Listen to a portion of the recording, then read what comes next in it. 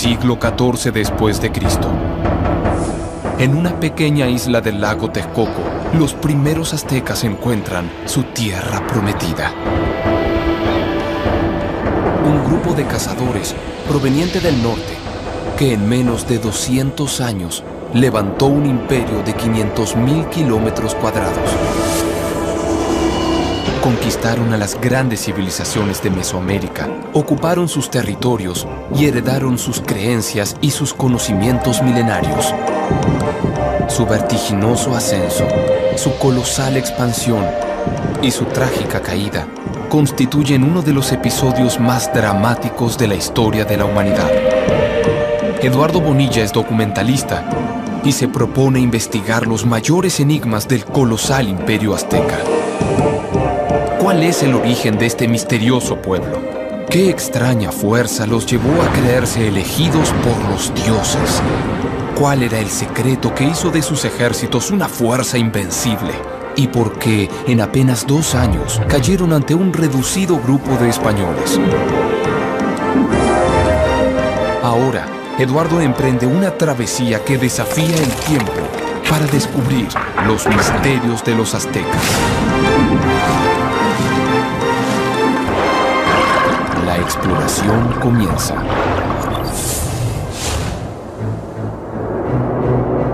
Los aztecas habrían sido un grupo de cazadores nómadas que migró desde el lejano norte hasta el Valle de México.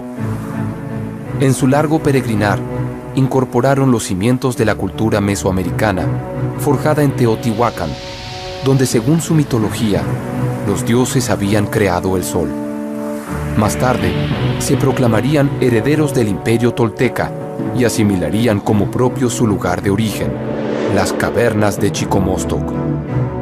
Al llegar al Valle de México, se habrían asentado durante 3 años en los alrededores del Cerro de la Estrella o Huitzachtepetl.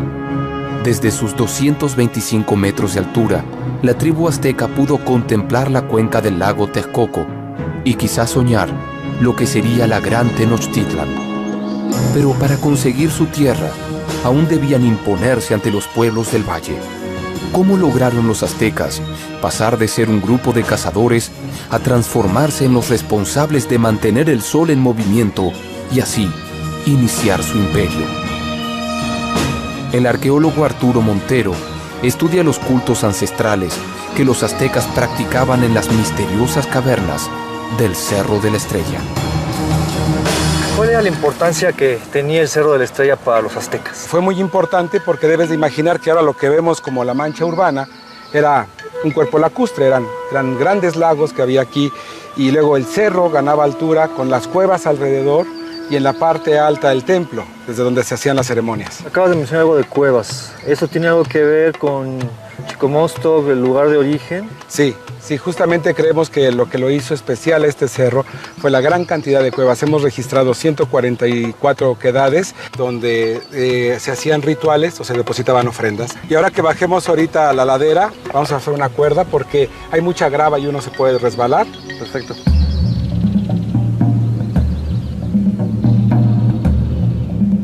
Después de peregrinar durante más de 2 siglos, los primeros aztecas estaban muy cerca de alcanzar la tierra prometida por su dios Huitzilopochtli.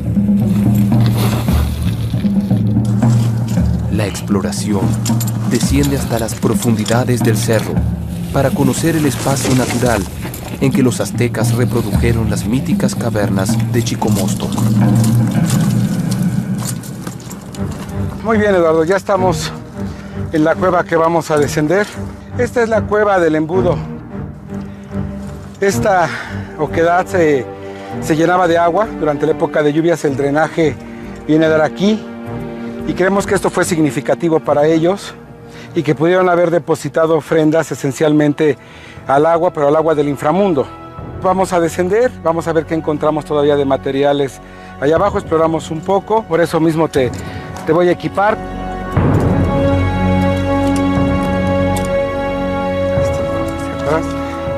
Se requiere un cerro, como el caso del de la Estrella, con muchas cuevas para pensar que hay muchos ductos que pueden conducir al inframundo. En este imaginario antiguo, el sol todas las noches tiene que pasar por esta región. y tiene que luchar para volver a salir al día siguiente y requiere entonces de una presencia humana para que este ciclo pueda seguirse dando.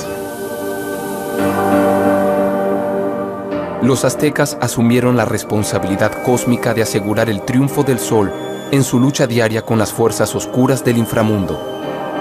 Sus ritos incluían un peligroso descenso a las entrañas de la tierra, en un simbólico retorno a su propio lugar de origen.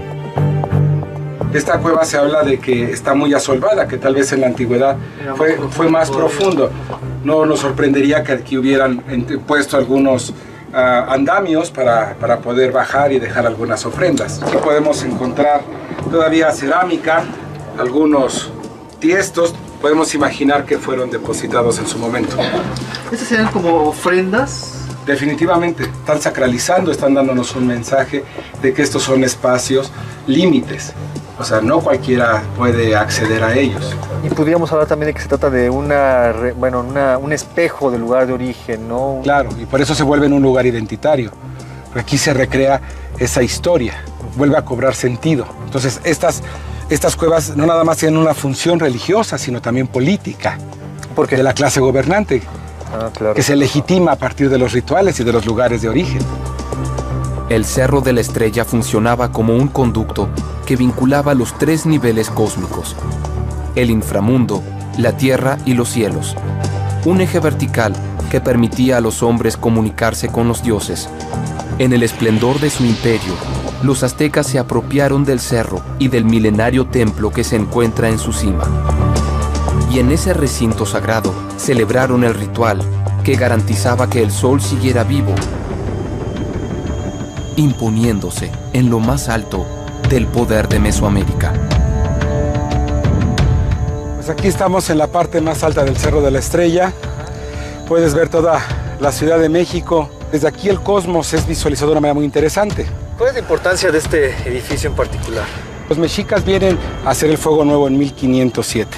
¿Qué es el fuego nuevo? Es una ceremonia que se realiza cada 52 años en la idea antigua de que justamente cuando terminara un siglo podía acabarse el mundo. Todo estaba apagado, todos vivían en terror esa noche porque creían que tal vez no volviera a salir el sol. O sea, que fuera un final de los tiempos. Se hacía un sacrificio humano justamente aquí donde estamos. Se abría un cautivo y se le prendía el fuego dentro de su abdomen. Y entonces cuando ya se prendía el gran fuego con el cautivo había un gran regocijo porque veían desde allá abajo que aquí se iluminaba este cerro. Entonces todos saben que hay un renacimiento. Los aztecas creían que el sol necesitaba de sangre humana para mantenerse vivo. Desde su llegada al poder, asumieron la responsabilidad de alimentarlos sin tregua. ¿Fueron estos sacrificios producto de sus profundas creencias o los utilizaron para atemorizar al resto de los pueblos y así imponer su poder? Entonces estos sacrificios eran de alguna manera un acto de reciprocidad hacia los dioses, un acto de mantenimiento del orden cósmico, obviamente según su manera de... Sí, tenemos que ver el sacrificio humano diferente a como nosotros lo podríamos catalogar. Obviamente son sociedades diferentes con una cosmovisión distinta, ¿no? Ellos creían que haciendo esto podrían seguir existiendo. En el Cerro de la Estrella, los aztecas celebraron el último fuego nuevo de su imperio. Pero antes de alcanzar la gloria, debieron superar innumerables desafíos. El primero fue conseguir un lugar donde asentarse. El valle estaba dominado por una poderosa coalición de 3 pueblos. Según un antiguo códice, los aztecas encontraron tierras libres en el Cerro de Chapultepec, donde un precioso manantial de agua dulce los llevó a creer que habían dado con su tierra prometida. Pero los pueblos del valle vieron en los aztecas un peligro inminente. Se unieron y los desterraron hasta Tizapán, un territorio no apto para la vida, desde que el volcán Xitle entró en erupción. ¿Cómo lograron los aztecas sobrevivir en un desierto de lava volcánica? Hoy aún se conserva una porción de aquel adverso territorio. Se trata de la Reserva Ecológica del Pedregal. Víctor Hugo Reynoso conoce en profundidad las características de este ambiente. Bueno, aquí el terreno ya está cambiando, ¿verdad? Todo esto es lava, ¿verdad? También. Sí, roca volcánica. es roca volcánica y toda esta roca viene del volcán Xitle, hizo erupción y la roca fue rodando a través del paisaje, ¿no? Hasta colocarse en el lugar donde se encuentra ahorita. Las diferentes capas de erupción volcánica que conforman el Pedregal vienen de las diferentes erupciones que existieron. Y lo que ocasiona esta erupción es que se cubren las capas de vegetales que existían en la antigüedad completamente por piedra, por lo tanto tiene que iniciar de nuevo la vida. Con el terreno sí definitivamente es inhóspito, pura lava con un poco de vegetación arriba. Sí, en las oquedades se junta un poco más de suelo, un poco más de humedad, tiende a haber más plantas, pero así como que sembrar está dificilísimo. Llega aquí un grupo de aztecas a instalarse en esta zona. ¿Y cómo le hicieron para sobrevivir? Hay muchos animales que viven aquí. Usualmente no se ven por la situación pedregosa, no viven ocultos, pero aquí hay serpiente venenosa y hay varios tipos de serpientes. O sea que sí había algunos recursos bastante limitados. Para los aztecas, cuando recién llegaron, era más un reto vivir en estos lugares que una ventaja, ¿no? El Pedregal no proporciona muchísimo alimento para uso humano. Le llamamos mal país, que son zonas donde nadie puede vivir, zonas donde no se puede cultivar absolutamente nada. La escasez de recursos naturales del Pedregal ofrecía a los aztecas un panorama desolador, pero la sobrepoblación de serpientes de cascabel era un desafío mortal. La doctora Mónica Salmerón dirige la colección de reptiles del herpetario de la UNAM. Mira, en esta área es donde se encuentran las serpientes más venenosas que están en el Pedregal. Sí, escuché un cascabel, ¿verdad? Sí, estas serpientes son de la familia de Crotálide, son cascabeles todas ellas. Tenemos especies grandes, por ejemplo, esta llega a sobrepasar el metro y medio. ¿Ah? Es la cascabel serrana o de cola negra. Son ejemplares, cuando son pequeños son muy agresivos y cuando son adultos se vuelven mucho más tímidos. En las serpientes que podríamos encontrar en el Pedregal son serpientes de cascabel, es una especie grande, y algunas culebras. Estas serpientes representan un peligro importante, son animales venenosos y una mordida puede causar la muerte a cualquier persona. Cuando llegaron los primeros pobladores aztecas a esta zona, me imagino que la había estado infestado de estas especies. Sí, en esa época las poblaciones eran impresionantes. ¿Cómo es la mordida? Quiero mostrarte las características de esos colmillos, que son realmente impresionantes, ¿no? Sí, a cierta distancia no hay mayor problema. Ve cómo el animal pierde equilibrio y evita atacarme, ¿no? Entonces yo lo que voy a hacer es evitar que ella tome su posición de ataque.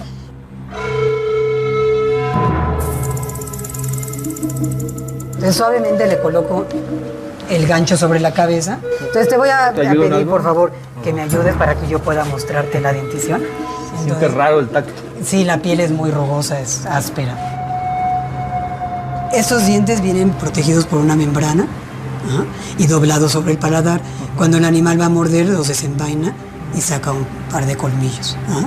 Que son pequeñas agujitas hipodérmicas. El colmillo está perforado por dentro. Este tipo de veneno puede atacar sistema nervioso y sistema sanguíneo también, causando hemorragias importantes, ¿ah?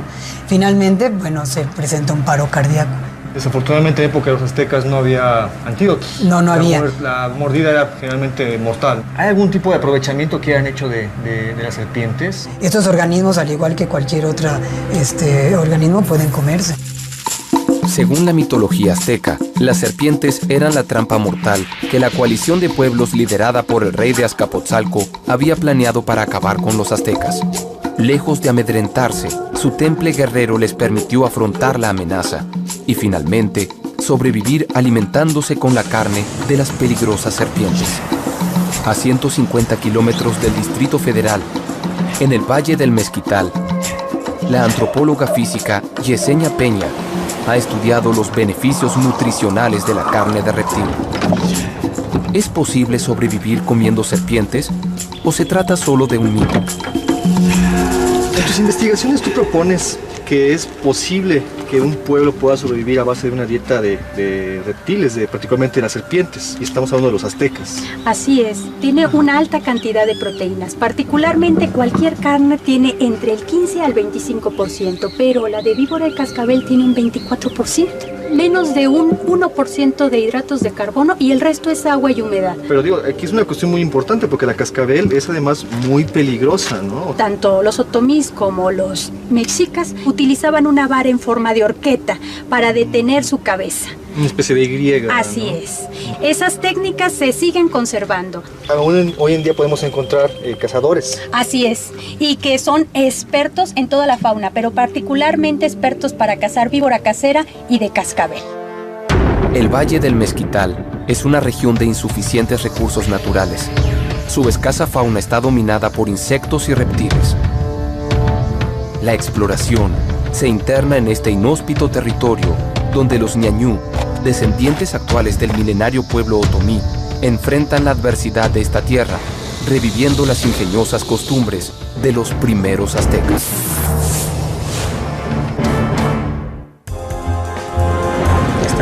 Ahí está la cabeza. Vaya, sí que es grande. Sí. ¿Ah, sí? Ahí aprénselo bien para que no le vaya a picar. ¿Es venenosa? Un poco.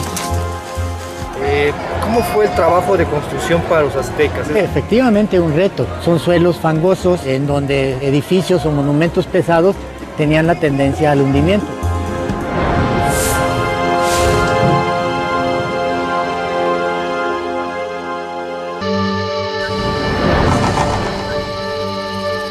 Según la mitología, a comienzos del siglo XIV, los aztecas cayeron en una trampa mortal.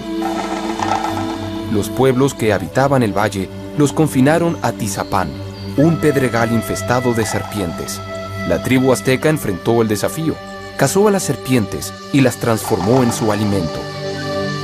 700 años después, los habitantes de Santiago de Anaya recuperan la leyenda y sobreviven de la misma manera que lo hicieron los primeros aztecas. Buenas tardes. Buenas tardes. ¿Qué está haciendo por ahí? Aquí ando buscando una serpiente. Buenas tardes. ¿Y está cazando con esa varita nada más? Sí, con esta varita. De ahí lo voy a estar buscando, donde lo encuentre ya nada más lo jalo y con esta misma vara para prensarlo. Ajá. ¿Podemos ver cómo lo hace? Ah, sí, cómo no. Aquí está uno. Está la cola. Y es casera. ¿Y cómo la saca? ¿Excava todo el agujero o lo va jalando? Tenemos que utilizar la varita para poder atraparle la cabeza, porque si no nos puede picar.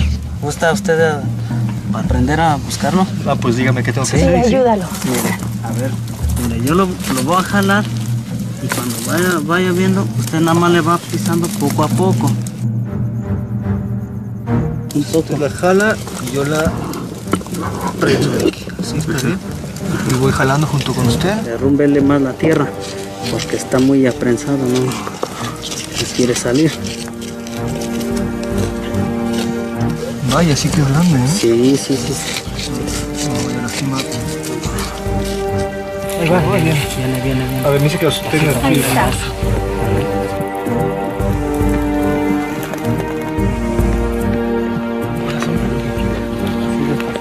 Ahí está la cabeza, ahí está la cabeza. ¿Sí? Ahí aprénselo bien para que no le vaya a picar. ¿Es venenosa? Un poco.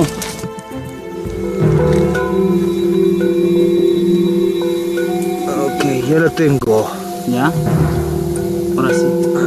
Primero lo suelto yo y luego usted. Bueno, primero lo suelto yo. 1, 2, 3. Préstame usted La horqueta. la molesta.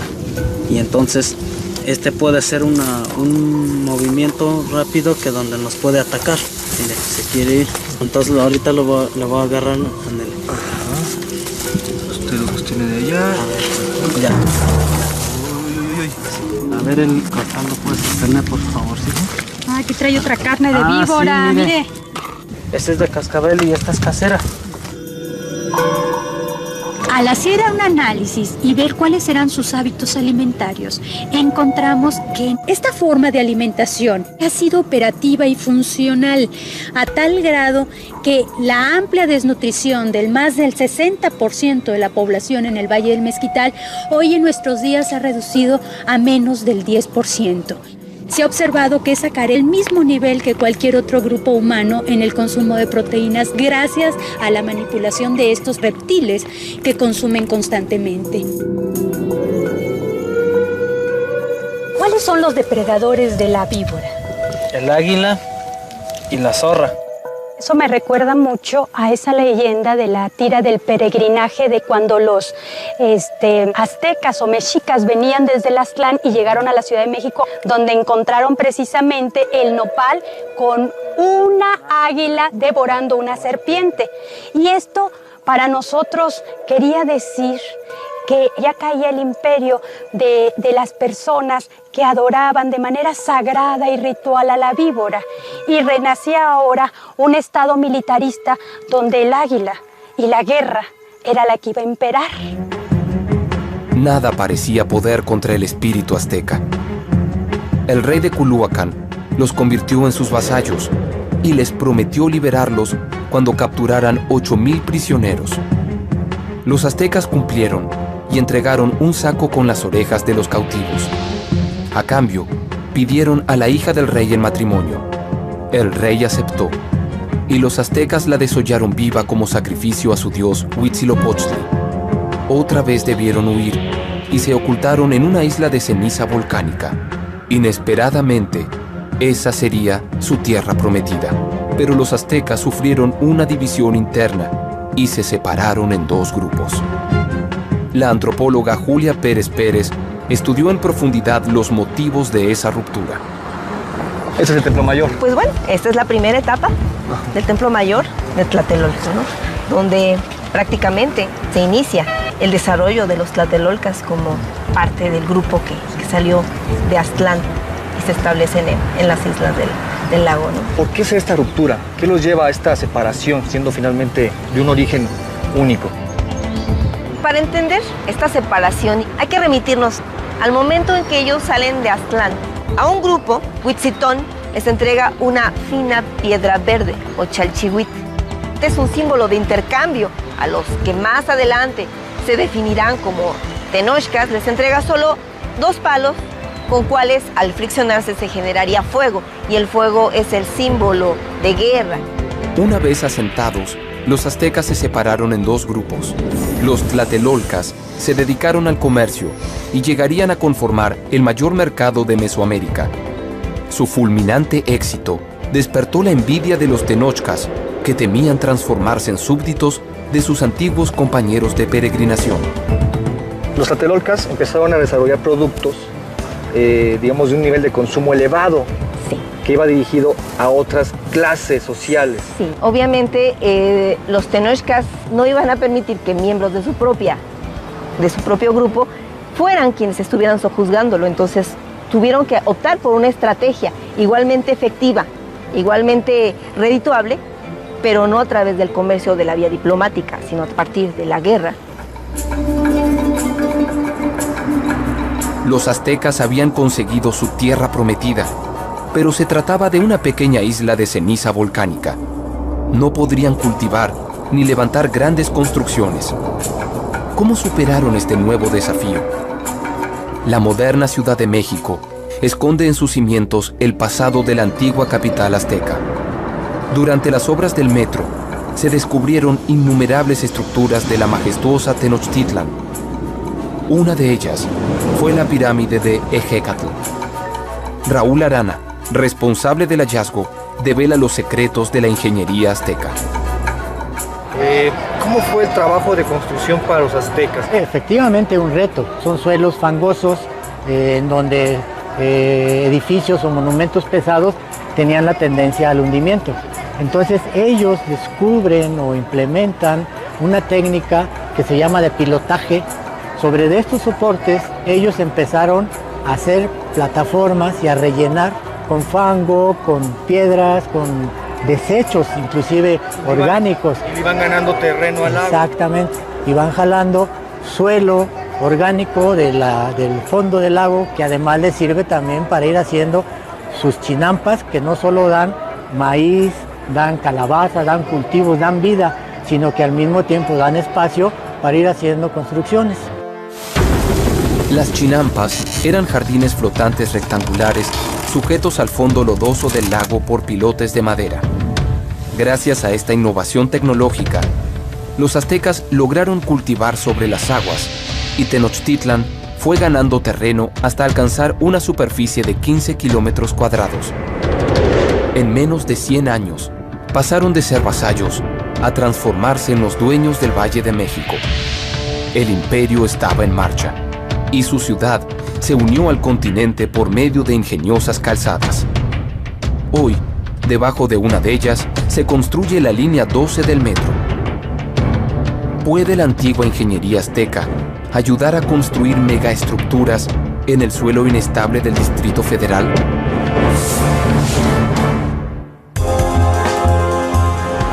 ¿En qué altura nos encontramos en este momento? A 3.900 metros sobre el nivel del mar. Ya a esa altura tú estás respirando el 40% de tu oxígeno. Es una montaña sagrada, que es donde está Tlaloc. Sí, es el Tlalocan, el paraíso terrenal. Los aztecas alcanzaron el poder del valle y transformaron su isla en la monumental Tenochtitlan.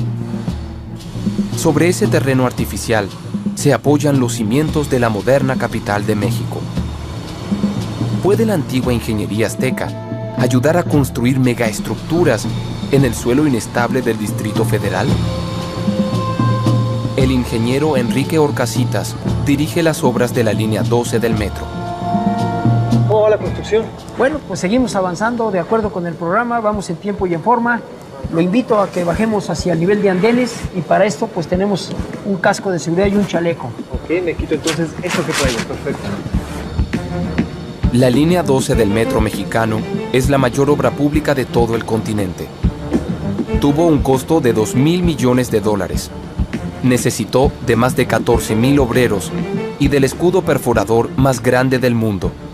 Pero para enfrentar el riesgo de hundimiento y terremotos, todavía se recurre a antiguas técnicas aztecas. ¿Cuáles han sido las mayores dificultades a las que se ha enfrentado usted, particularmente en esta obra? Nos hemos encontrado con suelos muy heterogéneos, no apto para la cimentación de estructuras, sobre todo de estas características y de estos pesos. Si no es un terreno apto, ¿cómo lo están haciendo? ¿Cuáles son las técnicas? Hoy usamos pilotes de concreto reforzados que trabajan a fricción en las estructuras elevadas. Es lo que sirve de apoyo o de fundamento a las estructuras para darles estabilidad y que permanezcan con un comportamiento previsible y que permitan pues, tener estructuras de estas características. Para el diseño específico de la línea 12 del metro se están utilizando las técnicas de avanzada, de punta. Sin embargo, también es cierto que nuestros antepasados usaron algunos pilotes que conceptualmente hablando se siguen utilizando hoy para poder lograr estructuras como estas. El túnel del metro se encuentra a una profundidad promedio de 20 metros y se apoya en una serie de pilotes de acero y concreto de hasta 24 metros de largo. Este sistema permite que la megaestructura se asiente en el terreno fangoso, tenga hundimientos uniformes y estabilidad ante los terremotos. 700 años atrás, los aztecas utilizaron la misma técnica para evitar el hundimiento de sus templos. Ingeniero, ¿cuál cree usted que ha sido el mayor desafío al que se enfrentaron los aztecas cuando empezaron a edificar su ciudad? Bueno, sin duda, la adversidad del suelo, que empezaron a hacer los rellenos de manera rudimentaria y estos rellenos se fueron expandiendo, de tal forma que hoy en día tenemos efectivamente hundimientos que varían entre los 3 centímetros y los 10 centímetros anualmente.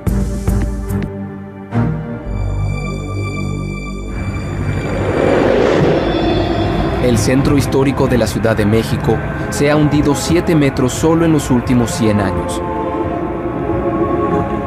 Uno de los mayores ejemplos de este irremediable colapso es la Catedral Metropolitana, un edificio colonial que se construyó sobre los principales templos de la desaparecida capital azteca. Raúl Barrera es el arqueólogo que mejor conoce los vestigios del esplendor de Tenochtitlan, que se ocultan en la profundidad de los cimientos del Distrito Federal.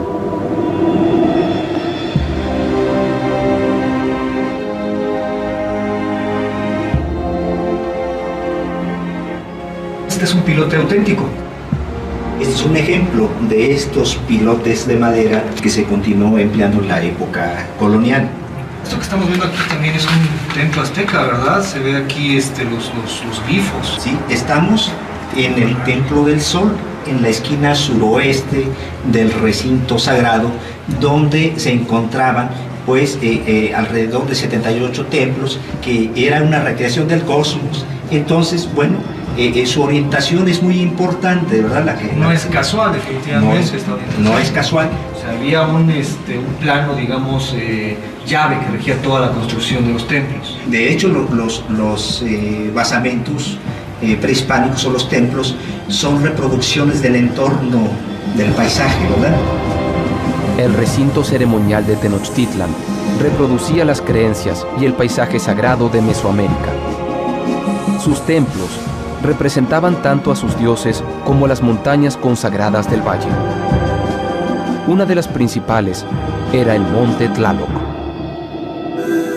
Entonces los aztecas dominan ideológicamente, políticamente, económicamente, pero también hacen esta apropiación de los paisajes, ¿no? Ya las montañas también son de alguna manera parte de ellos, parte de su religión. Así ocurrió, Eduardo. El Cerro Tlaloc fue controlado por el Estado mexica. Ahí se encuentra un santuario prehispánico donde llegaban los sacerdotes y llevaban a cabo sus prácticas rituales con el sacrificio de niños para pedir por las lluvias y por las buenas cosechas. Según la cosmovisión mesoamericana, el monte Tlaloc era el paraíso del que provenía el agua necesaria para la vida y se ubica a 40 kilómetros de la antigua Tenochtitlan. La estrategia azteca consistió en apropiarse de este lugar sagrado para ejercer un poder simbólico sobre el resto de los pueblos. Quien dominara el monte Tlaloc podría predecir el comportamiento de las lluvias. Una vez al año, poniendo en riesgo su vida, el máximo poder del imperio peregrinaba hasta su cumbre para llevar a cabo el Hueytozostli, una ceremonia agrícola que incluía el sacrificio ritual de niños. Víctor Arribalzaga es especialista en arqueología de montaña y es quien mejor conoce los secretos de este monte sagrado. Esta es una ruta efectivamente de peregrinación, ¿verdad? Así es, venían los señores de la Triple Alianza, que era el señor de Tenochtitlan, el señor de Tlacopan y el señor de Texcoco. Y estos grandes señores que me mencionas, estos tlatoanis, ¿cómo llegaban hasta este punto? Los gobernantes eran grandes guerreros. Ajá. Subían a pie, sí, como toda la gente. Y obviamente tenía que venir con toda una logística de protección. Podríamos decir que estaban subiendo unas 6,000 personas. 6,000 personas. Acompañando a los gobernantes. Wow. Está bastante empuje para llegar aquí. ¿A qué altitud nos encontramos en este momento? Aquí nos encontramos a 3,900 metros sobre el nivel del mar. Pero todavía vamos a subir un poco más, ¿verdad? Todavía el templo se localiza a 4,150. Pero ya a esa altura tú estás respirando el 40% de tu oxígeno. Ok. Vamos pues, la recta final. Hay manifestaciones del dios Tlaloc desde la época teotihuacana y representa a la lluvia que riega la tierra. Su principal atributo es el rayo, y según la mitología, en la cima del monte repartía el agua divina con la ayuda de los tlaloques, espíritus de niños pequeños. El monte Tlaloc es una montaña sagrada, era un espacio aparte. Ahí se materializó lo que es la máxima concepción de la religión mesoamericana. Es el recinto de Tlaloc, sí, es el Tlalocan, el paraíso terrenal. La exploración asciende a la cima del cerro para internarse en el más grande de los templos aztecas construidos en la alta montaña. Un espacio misterioso y cargado de leyendas, que es respetado y temido tanto por los descendientes de los mexicas como por los investigadores que aún se aventuran a intentar desentrañar su enigmático pasado. Ya casi llegamos. Vamos a dejar una pequeña ofrenda. Siempre procuramos, primero que nada, pedirle a los guardianes del lugar que nos permitan hacer nuestro trabajo y que regresemos a salvo a nuestros hogares. Porque nosotros No venimos a destruir. Estamos construyendo nuestra patria. Venimos a rescatar. Venimos a proteger. No venimos a hacer ningún daño.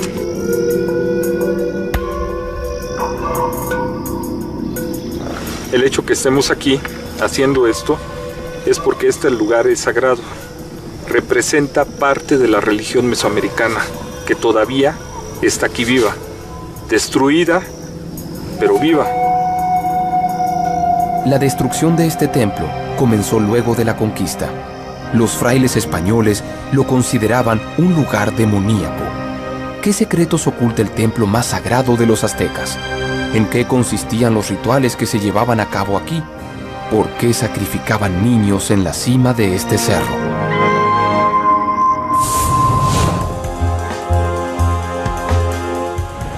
Este era el montículo principal, donde estaba el sacerdote esperando que le llevaran a uno de los niños que iba a ser ofrendado.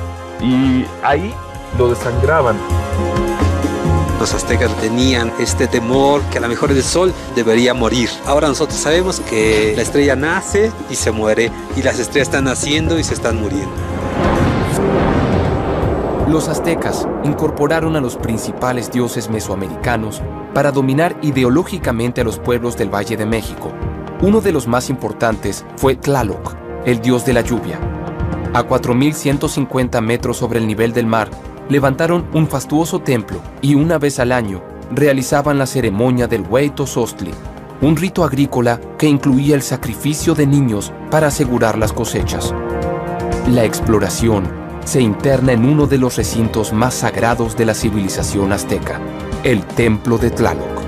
Bueno, pues aquí tienes el templo más grande de Mesoamérica a mayor altura. ¿Sí? La calzada mide 150 metros de largo, 7 metros de ancho. Eso también te dice la cantidad de gente que circulaba por ahí sin mayor problema. El templo de Tlaloc cuenta con un patio interno de 3.000 metros cuadrados. Las paredes del recinto alcanzaban los 3 metros de altura y solo para la construcción del muro exterior se requerirían 360 camiones de volteo con 6 metros cúbicos de carga. La monumentalidad del templo refleja la importancia que esta ceremonia tuvo para el imperio. Era un acto para, digamos, mantener el status quo. Tenían que organizar una gran ceremonia con la importancia que le daban a la deidad. Los aztecas saben que ellos se iban a sostener como grupo hegemónico para siempre. Aquí tenemos, este era digamos, el montículo principal dentro del templo, ¿sí? Donde estaba el sacerdote de Tlaloc esperando que le llevaran a uno de los niños que iba a ser ofrendado. Y ahí lo desangraban. Los primeros días de mayo, el sacerdote principal sacrificaba a un niño menor de 7 años y con su sangre rociaba a la gran estatua que representaba a Tlaloc. Finalmente, el cuerpo del niño era arrojado en el orificio de la caverna para que ayude a Tlaloc a generar las tormentas. Tlaloc es un concepto que envuelve varios entes. Los vientos que vienen del Golfo empujan a la nube, ¿sí?, hacia el altiplano. Esta nube llega y se posa en las montañas y ahí se va a cargar de agua. Todos estos elementos de la naturaleza estaban trabajando en conjunto, pero alrededor de alguien, ¿sí? Ese alguien es Tlaloc. Entonces sería la deidad de la meteorología, la deidad de la climatología, es quien controla todo. Entonces podríamos de alguna manera decir que los antiguos ya tenían una visión casi científica de los fenómenos naturales. Así es. Y aparte tiene una relación importante también con el sol. En el monte Tlaloc, desde el templo, se puede observar un fenómeno óptico. Aparece lo que es una montaña fantasma, pero era un marcador calendárico de paisaje. Del 7 de febrero al 11 de febrero, sobre su cima, el sol había estado saliendo. Y el día 12 de febrero se despega completamente de la cima y sale en un costado del pico de Orizaba. es el Año Nuevo Mexica. Los aztecas utilizaban las grandes montañas como marcadores calendáricos. Cuando el 12 de febrero el sol emergía tras el pico de Orizaba, iniciaba su año solar. Sus 5.600 metros de altura la convierten en la montaña más alta de México, y junto a su cima, los aztecas instalaron uno de sus observatorios astronómicos. Hoy, en ese mismo lugar, se levanta el mayor proyecto científico de Latinoamérica, un inmenso telescopio que permitirá conocer el origen de estrellas y galaxias. Raúl Mujica es uno de los astrónomos encargados del proyecto. ¿Qué clase de telescopio es este? Bueno, este es un radiotelescopio. Es un telescopio optimizado para detectar luz en ondas milimétricas, entre 1 y 3 milímetros. Y es el proyecto científico más importante no solo de México, sino de toda Latinoamérica. El gran telescopio milimétrico tiene una antena de 50 metros de diámetro. Es el radiotelescopio más grande del mundo en su rango de frecuencia. Permitirá analizar la formación de estrellas y aportará evidencias sobre el origen de la vida. El hecho de que aquí hubiese un observatorio prehispánico y que se construya justamente aquí mismo un observatorio de última generación, me da pie a preguntarte si existían más coincidencias entre los conocimientos de los antiguos aztecas y lo que sabemos hoy en día. Los prehispánicos eran muy buenos observadores del cielo. Generaron muy buenos calendarios que eran muy precisos y muy avanzados para su época. Y hay otra coincidencia, la cuestión de los ciclos que ellos llamaban estos ciclos de 52 años que asociaban con la probable muerte del sol. Ahora sabemos que sí, las estrellas tienen un ciclo de vida. Sabemos que las estrellas nacen, que viven durante un tiempo generando energía y que después se mueren. Los aztecas condensaron en la piedra del sol sus avanzados conocimientos y sus mayores temores. El anillo externo representa el límite de su universo, la Vía Láctea. A este le siguen 4 círculos que describen los movimientos orbitales de Saturno, Júpiter, Marte y Venus. El segundo círculo representa los 20 días del calendario sagrado. Su círculo central contiene a los 4 soles que colapsaron trágicamente y rodean a Olinto Natium, el sol al que los aztecas mantenían vivo con sacrificios humanos. Los aztecas tenían estas ideas de cuestiones cíclicas. Ellos pensaban que debería pasar cierto tiempo, estos ciertos periodos en que el sol debería morir. Ellos tenían este temor que a lo mejor el sol después de ese ciclo ya no sale. Ahora nosotros sabemos que el sol va a durar todavía unos 5.000 millones de años, ¿sí? Pero sabemos que la estrella nace y se muere, y las estrellas están naciendo y se están muriendo. Mencionaste un momentito esta cuestión de cíclica, ¿no? De que estamos en expansión, pero hay momentos que se repiten, hay una constante, ¿no? Sí, bueno, hay esta parte, te digo, hay toda una escala jerárquica de formación de las estructuras. Entonces hay una primera generación de estrellas masivas con pocos metales, ¿sí? Estas evolucionaron muy rápido. Entonces, como viven rápidamente, al final explotan como supernovas. Y después se genera el carbono, el nitrógeno, todos los elementos de los que nosotros estamos formados, todo se generó en el interior de las estrellas. Es una manera bella de pensarlo, ¿no? Somos de alguna manera hijos de las estrellas, hijos del sol en este caso, ¿no? Claro, como una de las analogías que preguntabas bonitas como con los aztecas, de que eran hijos del sol. Y bueno, al final es lo que somos, o sea, somos producto de la evolución de estas estrellas, ¿no?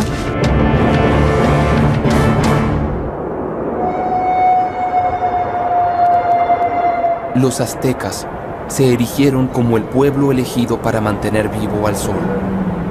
Su inquebrantable fe los impulsó a convertirse en los dominadores del resto de los pueblos del Valle de México y a conseguir lo imposible, transformar un islote de ceniza volcánica en la monumental Tenochtitlan, apropiarse de los dioses y de las cumbres sagradas de la cuenca, donde encabezaron los rituales milenarios de Mesoamérica. La profecía estaba en marcha. Pero aún debían extender sus dominios y someter a las grandes civilizaciones de las 4 regiones del cosmos para levantar el imperio del Sol, desde el Golfo de México hasta la costa del Pacífico y de la impenetrable selva guatemalteca hasta las estepas desérticas del norte.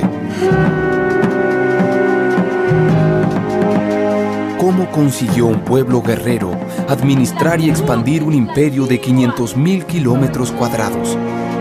¿Cómo doblegaron a las culturas milenarias de Mesoamérica? ¿Cuáles fueron las estrategias de guerra que desarrollaron? En solo 100 años, lograrían apoderarse de los más avanzados conocimientos matemáticos y astronómicos y levantarían una industria militar de materiales sagrados.